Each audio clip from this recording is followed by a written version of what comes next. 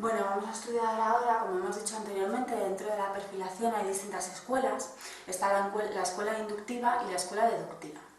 La escuela inductiva, la mayor premisa que tiene esta escuela es que hay crímenes que se parecen y esos crímenes los han hecho personas diferentes. Por lo tanto, esas personas diferentes también se tienen que parecer entre sí. Lo que sobre todo estudia la escuela inductiva para realizar una perfilación es la escena del crimen, los elementos que nos encontramos en la escena del crimen. Comparan escenas de crímenes contra escenas de crímenes. La perfilación con este tipo de método suele ser bastante rápida y eficaz, ya que se basa en la casuística, en el estudio de la casuística, que también para nosotros es muy importante. La casuística es el estudio de diferentes casos que hay pues, de asesinatos, que no siempre tienen que ser en serie, sino diferentes tipos de asesinatos, como por ejemplo asesinos en masa, spree killers, que eso también lo hemos explicado en cursos anteriores, las diferencias que hay entre ellos, ángeles de la muerte, por ejemplo. Entonces, al estudiar la casuística anteriormente, sabemos lo que es un asesino en serie, por ejemplo, o lo que es un ángel de la muerte, podemos clasificarlo, saber el estado psicológico en el que se encuentra el delincuente, si tiene o no victimario o perfil de víctima, el modus operandi que suelen tener. Entonces es mucho más fácil realizar un perfil de una escena del crimen que lo tenemos que realizar ahora, porque esos conocimientos los tenemos anteriormente a poder realizar esa escena del crimen. Por eso se dice que el método inductivo en la perfilación suele ser rápido y además suele ser bastante eficaz.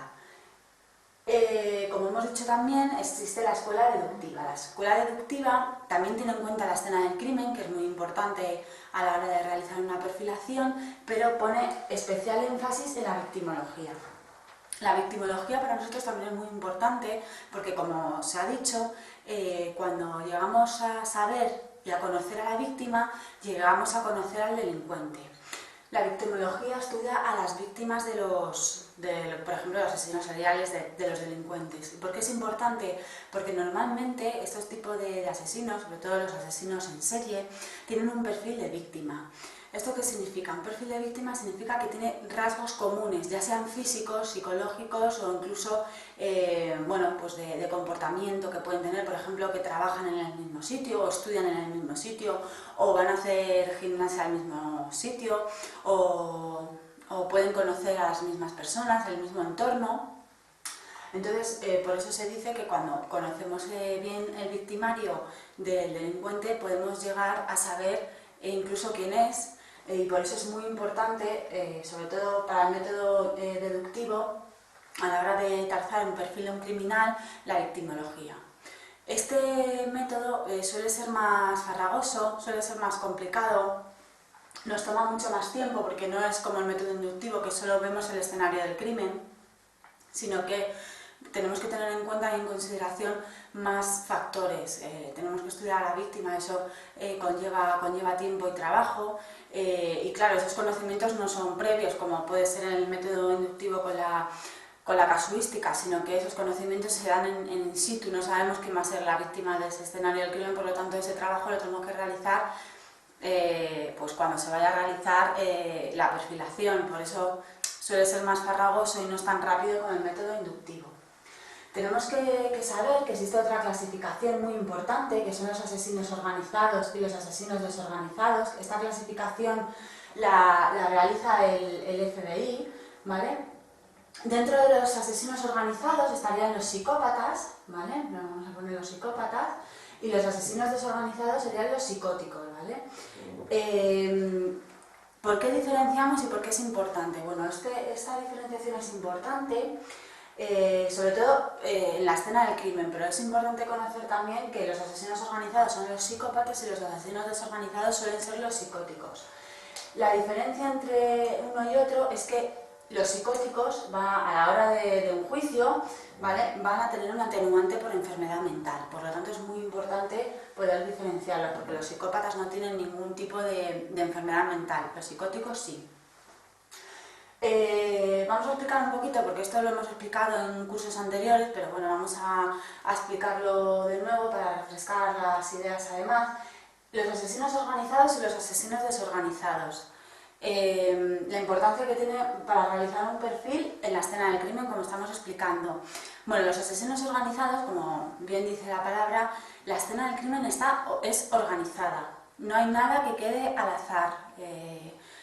Por ejemplo, si es una escena en una casa, en el interior de una casa, los muebles pues van a estar en su lugar, no va a haber nada desordenado, el delincuente tiene esmero en no dejar ningún tipo de huella, ni pelo. Bueno, hemos tenido casos, por ejemplo, que sabemos que el asesino ha pasado la aspiradora y después ha llevado la bolsa de la aspiradora para no dejar ningún tipo de vestigio, para complicar la investigación a la policía, para que no den con él.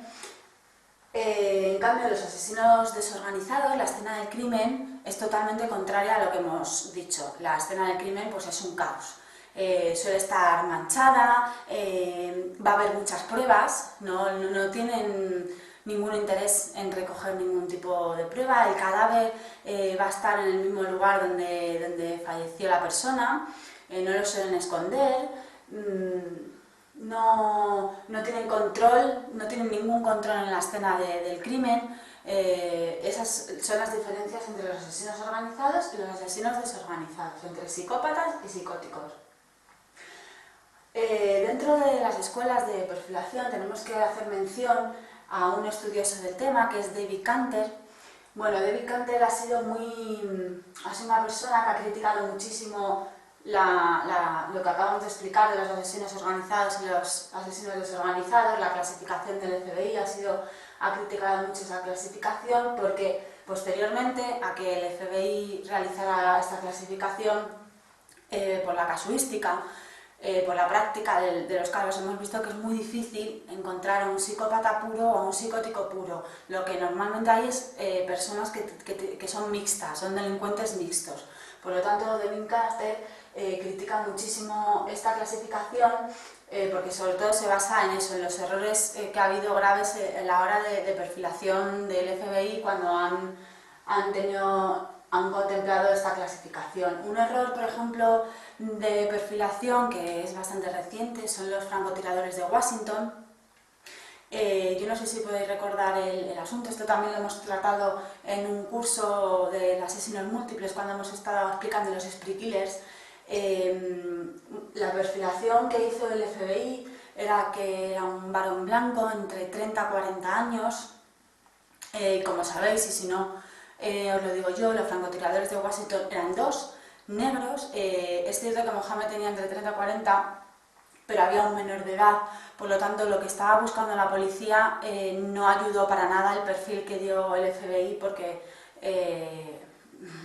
no les ayudó en absoluto porque no pudieron dar en el clavo en ese perfil, ¿no? Porque ya como hemos dicho, estaban buscando solo a una persona, eran dos. Estaban buscando una persona de raza blanca, eran dos personas de raza negra, por lo tanto no ayudaron en absoluto a la policía a la hora de realizar ese perfil. Bueno, pues en eso se apoya David Kanter sobre todo, ¿no? David Kanter, sobre todo lo que él aplica, aparte del estudio de la víctima y del estudio de la escena del crimen, que para él también es importante, es el estudio de estadística, ¿vale? Aplica sobre todo la estadística. Y lo que él también dice es que hay una hipótesis de consistencia delictiva. ¿Esto qué significa? Pues que él argumenta que igualmente que el delincuente trata de una manera a la víctima, esa consistencia de actitud que ha tenido con la víctima la va a tener no solo con la víctima, sino con las personas que le rodean. Así que con esta hipótesis que plantea David Kanter ampliamos muchísimo más el radio, porque claro, no solo es cómo se comporta con la víctima, sino con todas las personas que tienen alrededor el delincuente. Por lo tanto, si buscamos una persona, por ejemplo, que ha cometido un crimen, que ha tenido fuerza sobre la mujer, dominio, humillación, bueno, pues podemos buscar a un tipo, según David Kanter, que en su vida natural, en su vida habitual, normalmente trata así a las mujeres, las trate mal, las trate que quiera humillarlas y que quiera estar por encima de ellas. Esa es la clasificación que hace David Kanter y la importancia que tiene para él la hipótesis de la consistencia delictiva. Eso es lo que lo que significa. Por lo tanto, para resumir el estudio de las escuelas de perfilación, sabemos que hay dos, la inductiva y la deductiva, y que dentro de esas tenemos otra clasificación, que es la que realiza el FBI, que es la de asesinos organizados y desorganizados, que ha sido muy criticada por David Carter, que él lo que usa más y lo que piensa que es mejor para poder hacer un perfil es la estadística y la hipótesis de consistencia delictiva.